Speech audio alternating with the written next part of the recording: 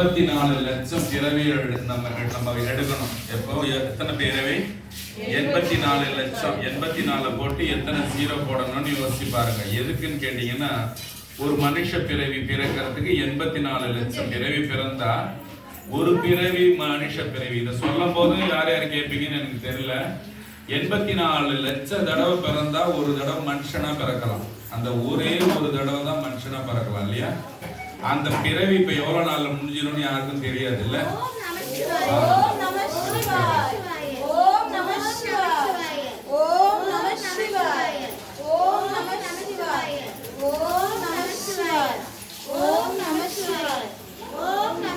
இந்த 84 லட்சம் பிறவிகள் இவரே வீட்டுல இருந்து இவரே யோசிச்சு சொல்றாருன்னு கேட்க வேண்டாம். உங்கள்ட்ட எல்லாம் திருவாசகம் புத்தகம் இருக்கும். அதுல நீங்க மாணிக்க வாசகர் பாத்தீங்கன்னா 84 100 1000 யோனி பேதம் படைத்து அதற்குள் உயிருக்கு உயிராய் நின்றான் இறைவன் எழுதியிருப்பாரு. 84 100 1000னா 84 லட்சம்னு பேரு. 84 லட்சம் தடவை. அதனாலதான் இந்த திருவாசகத்துல பாத்தீங்கன்னா, புல்லாய் பூடாய் புழுவாய் மரமாய் பல் மிருகமாய் பறவையாய் பாம்பாய் கல்லாய் மனிதனாய் பேயாய் கணங்களாய் வல்லசுரராய் முனிவராய் தேவராய் செல்லா நின்ற இத்தாவரவர் செல்லா நின்ற இத்தாவர சங்கமத்துள் எல்லா பிறப்பும் பிறந்து இளைத்தேன் எம்பெருமான்னா இழைச்சு போயிட்டாராம். பிறந்து பிறந்து பிறந்து மாணிக்க வாசக சாமி இழைச்சே போயிட்டாராம். இவ்வளவு பிறவிதான் சாமி. ஏன்னா யோகமும் ஞானமும் வந்தா பிறவி பத்தி தெரியும் நமக்கு இல்லையா? போன பிறவியில என்னவா இருந்தாலும் கூட நமக்கு தெரியும். அதனால நம்மளோட பிறவிகள் பத்தி நமக்கு தெரியாது. மாணிக்க வாசக பெருமான் நமக்கு திருவாசகத்துல சொல்றாரு, 84 லட்சம் பிறவி பிறந்தாதானா அந்த ஒரு மனித பிறவி கிடைக்கும். அந்த ஒரு மனித பிறவியில சிவபெருமானே தெய்வம்னு ஐயா நீங்க தான் ஐயான்னு சொல்லிட்டு உட்கார்றது பெரிய கஷ்டம். ஒரு கோயில் சிவன் கோயிலை நோக்கி வர்றது பெரிய கஷ்டம். அதை நோக்கி பேசின்னு சிரிச்சுன்னு இருக்கிறீங்களேமான்றதாலதான் கொஞ்சம் பேசி நிறுத்துங்கன்னு சொல்லி ஒரு விஷயம் சொன்னேன். இனி வீட்டுல போய் எல்லா நேரமும் யோசிச்சு பாருங்க. 84 லட்சம் பிறவியாமே, அது எப்படி வரும் நமக்கு இல்லையா? அது எப்படி வந்துச்சு நமக்கு? இதுக்கு முன்னாடி நம்ம என்னவா இருந்தோம், இதுக்கு பின்ன நம்ம என்னவா ஆக போறோம், அதெல்லாம் நீங்க யோசிச்சு பாத்தீங்கன்னா உங்களுக்கு கொஞ்சம் ஞானம் வரும். இப்படிதான் பொழுது இந்த பிறவி. நம்ம என்ன நினைச்சிடுறோம், நம்ம எங்க வானத்துல குதிச்சிட்டோம், இந்த அப்பா அம்மாவுக்கு நம்ம பிறந்துக்கிறோம், இது நம்ம பிறவி இல்லை. நம்மளுக்கு தேவார திருவாசகத்துல இம்மையும் மறுமையும் நிறைய தடவை அந்த வார்த்தை உங்கள்ட்ட நான் பேசியிருக்கேன். நீங்க யாராவது தவறாம என்னோட இந்த இதெல்லாம் கேட்டீங்கன்னா உங்களுக்கு தெரியும்.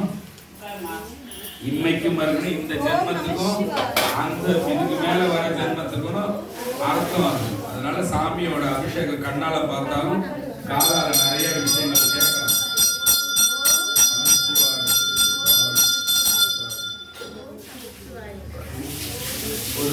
ஒரு நல்ல ஆத்மாவா இருந்தா அந்த ஆத்மா இந்த செய்தி கேட்கும் போது பயந்து போகும்.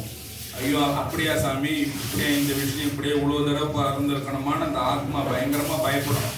அப்படியா இனி இருக்க போற காலங்களாவது, இனி இருக்க போற நேரங்களாவது சாமியை நினைச்சு கொஞ்சமாவது நீங்க மற்ற வேலைங்க யோசிச்சாலும் கொஞ்சம் சாமியும் நினைச்சுக்கிறேன்ற புத்தி வரும். எது சொன்னாலும் இப்ப வெளியிட்டு போட எனக்கு 1 மணி நேரம் தான் எனக்கு இன்னைக்கு டைம் சொல்றவங்களுக்கு அவங்க எடுத்துக்கிறத பொறுத்துதான் இருக்கு. அதனால எனக்கு இது ரொம்ப வருஷம் கழிச்சு வாழ்ந்த பிறகுதான் இந்த செய்திலாம் எனக்கே தெரியுது. இங்க இருக்கிறவங்க என்னோட இளமையானவங்க தான் ரொம்ப பேர் இருக்கிறீங்க. அதனால உங்களுக்கு இந்த இளமையான வயசுலயே அந்த செய்தியெல்லாம் சாமி கொண்டு வந்து சேர்க்கிறாருன்னு கூட நினைச்சுக்கலாம். நீங்க செஞ்ச புண்ணியம் அவ்வளவு இருக்கிறதால இது தெரியுது.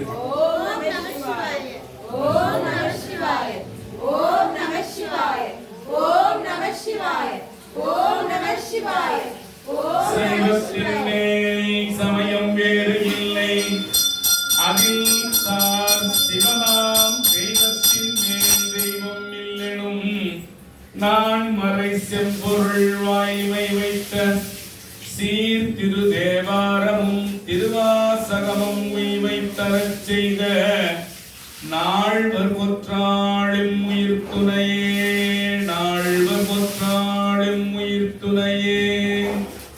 ஒரு பாட்டு பாடுறாங்க, ராகமா இருக்குது, அப்பப்ப பாடுறாங்க, என்னன்னு தெரியலையேன்றவங்களுக்காக சொல்றேன்.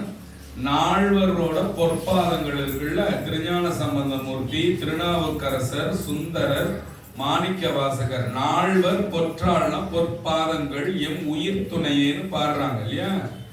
அதனால இந்த பாட்டெல்லாம் நீங்க உன்னிப்பா கேட்கணும். சைவ எல்லப்ப நாயனார்னு ஒரு பாடல் இது. இதெல்லாம் நீங்க கேட்டுக்குங்க. நம்ம ஒரு சைவனா இருக்கும்போது சிவபெருமான கும்பிட வரும்போது அந்த நால்வரோட பொற்பாதங்களை ஃபர்ஸ்ட் நம்ம நினைச்சிட்டு அதுக்கப்புறம் சிவபெருமான நினைக்கணுமா. அதுக்காக அந்த நால்வரை நம்ம மறக்கவே கூடாது. அந்த நால்வர் சிவபெருமானால அவதாரம் பண்ணி தான் இந்த பூமிக்கு வந்தவங்க. அதனால அந்த நால்வரை கும்பிடுறோம் இல்லையா. இன்னொரு பாட்டு அந்த நால்வருக்கு கீழே எழுதியிருக்குமே, அந்த பாட்டு என்னது பாடலாமா?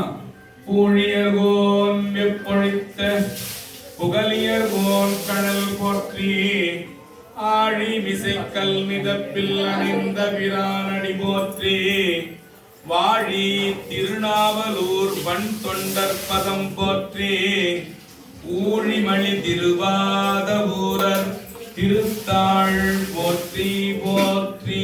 தாளுனா பாதம்னு அர்த்தம். ஒருத்தரா போற்றி போற்றின்னு சொல்றோம் இல்லையா. ஃபர்ஸ்ட் நான் சொல்றேன், பூழியர்கோன் வெப்பு ஒழித்த புகழியர்கோன் கடல் போற்றி ஆழிமிசை கல்மிதப்பில் அணிந்த பிரான் அடி போற்றி வாழி திருநாவலூர் வன் தொண்டர் பதம் போற்றி ஊழிமணி திருவாத ஊரர் திருத்தாள் போற்றி போற்றி. இது என்னன்னா, ஸ்கூலுக்கு ஒரு மாசம் நான் வரலைங்க, லீவ் போட்டேங்க, இன்னையில இருந்து புதுசா நான் கிளாஸுக்கு வரேங்கன்னும் போது வாத்தியார் அந்த ஒரு மாசத்து பாடத்தை ரிவைஸ் பண்ற மாதிரி உங்களுக்கு இந்த செஷன். அதனால ஃபர்ஸ்ட் கும்பிடும் போது நால்வர் துதியை நம்ம பாடிட்டு அப்புறம் மற்ற பாடல்கள் பாட ஆரம்பிக்கலாம். இப்ப நான் பாடுற பாட்டு பாத்தீங்கன்னா வள்ளினமே இல்லாத பாட்டு, வெறும் மெல்லினமாவே வரும். எதுவுமே வள்ளினம்னா என்னது? ஆன்றது மெல்லினம் இல்லையா. ஆன்னு இழுத்துன்னு போறது வள்ளினம் இல்லையா. எல்லாமே மெல்லினமாவே பாடியிருப்பாரு திருஞான சம்பந்தமூர்த்தி. இது விநாயகருக்கு உண்டான பாட்டு இல்லை, இது ஞான சம்பந்தர் தேவாரத்துல பாடின பாட்டு. ஆனா இது எல்லாரும் விநாயகர் பெருமானுக்கு பாடுவாங்க. கணபதின்ற பேர் வரதால, கணபதீஸ்வரத்தை பாடினதால அந்த வார்த்தை இதுல வரும். அதனால இது விநாயகர் துதின்னு எல்லாரும் பாடுவாங்க. இது விநாயகருக்கு உண்டான பாட்டு கிடையாது, சிவபெருமானுக்கு உண்டான பாட்டு தான். பிடி அதன் ஊமை கோலமிகு கரியது வடி கொடு தனதடி வழிபடும் அவரிடர் கடி கணபதி வர அருளினன் மிகு கோடை வடிவினர் பயில் வழி வலமுறை இறையே. இதுல பாத்தீங்கன்னா பிடியதன் உருவுமை கொளமிகு கரியது வடி கொடு தனதடி வழிபடும் அவரிடர் கடி கணபதி வர அருளினன் மிகு கொடை வடிவினர் பயில் வழி வலமுறை இறையன். எல்லாமே மெல்லினம்லே வருது பாருங்க. எதுவுமே பிடின்னு வரல, உருன்னு வரல பாருங்க. எல்லாமே பிடி அதன் எல்லாமே ஷார்ட் ஷார்ட்டா வர்றது. ஒரு பாடல் இந்த மாதிரி பாடுறதுன்றது ஞானம் உள்ளவர்களால தான் பாட முடியும் இல்லையா. ஞான சம்பந்தமூர்த்தி குழந்தை 2.5 வயசுல ஞானப்பால் பார்வதி கிட்ட குடிச்சதால அதுக்கு வந்த ஞானத்தால இந்த பாடல்லாம் பாடி இருக்குது. இடியதுமை கொள்ளமிகு கரியது வழி கொடு தனதடி வழிபடுபவரிடர் கடிகரபதி வர அருளினர் மிகு கொடை வடிவினர் பயில் வழி வலமுறை இறையே கடி கணபதி வர அருளினர் மிகு கொடை வடிவினர் பயில் வழி வலமுறை இறையே.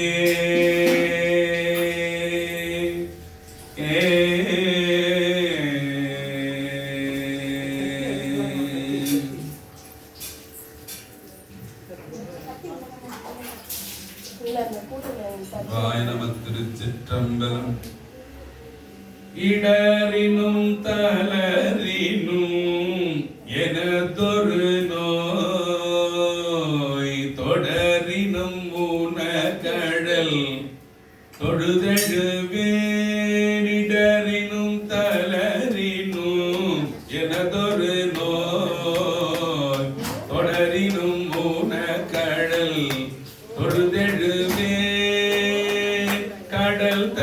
அமுதோடு கடந்த